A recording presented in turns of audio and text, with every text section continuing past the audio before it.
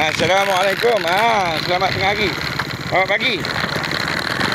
Hari ni 7 hari bulan 11 2025 kawan-kawan. Alhamdulillah kita dah sampai ke kandang ni. Kita buat satu pusingan penuh ke sana. Yang kita rakam gambar kereta haji. Kata-katanya kereta haji ada dekat situ. Yang hilang itu selepas Muhammad Fazil Noor ni, Yahya ni, yang claim kata pasal gaji askar, gaji polis. Dia kata kita ni tak terlibat dengan aktiviti dekat situ daripada budak lagi. Okey, dia dah dapat duit kan? Dia dapat duit yang seperti mana yang dia kata janji. Aku dia berjanji dengan dia benda lembu. Dia ada buat bisnes lembu dekat situ dengan kawan dia. Setakat dia punya sembang, lembu tu hilang dekat sini. Ke jadi macam mana? Yang lembu hilang dekat sini ke? Atau kerja buat dia bawa balik lembu tu ke sini? Dia dengan Haji tu ada satu perbincangan dia dengan Haji tu. Kawan saya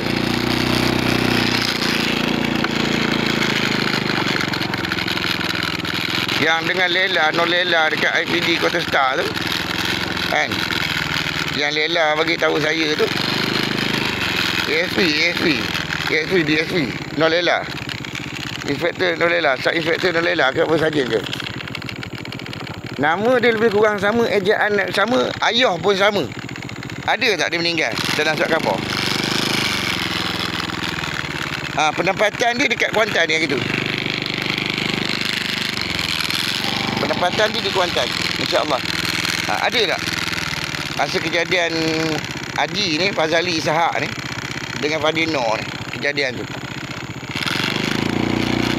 Okay, serangan dekat Indrama Kota. Saya dihantar ke hospital dekat Putrajaya tadi.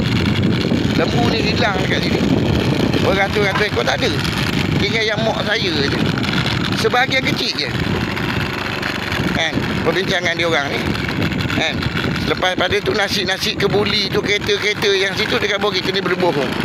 Atas statement dia, barang tu kena hilang, barang tu kena curi dekat situ. Berkait dengan statement dia je. Barang-barang kehidupan kita terganggu, kena curi. Kan?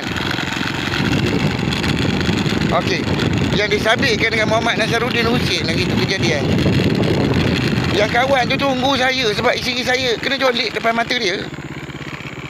Dia minta saya bersabar. Isteri saya tak jumpa lagi sampai hari ni. Kita tahu dia ada dekat situ. Sampai Somad, Ustaz Somad pun kena fitnah.